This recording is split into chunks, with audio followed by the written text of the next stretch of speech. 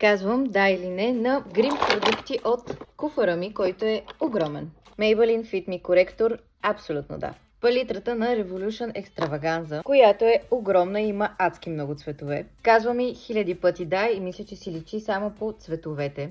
Матов фондютен отново на Revolution. За цената си абсолютно си заслужава. Гел за вежди от Essence въобще не ми харесва.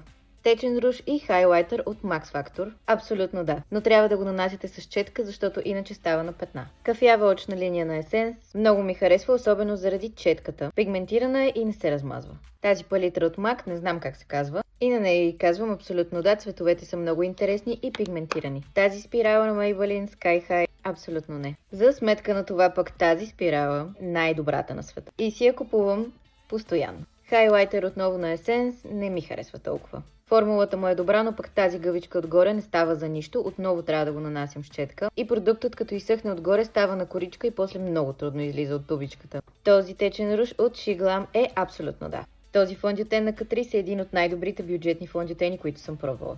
Fat Oil от NYX. Очаквах нещо повече, честно казано, много ми лепка на устните. Олив за устни от Wet n Wild. Адски твърд е, изобщо не мога да го нанасям. И понеже това видео вече става много дълго, ще има част втора.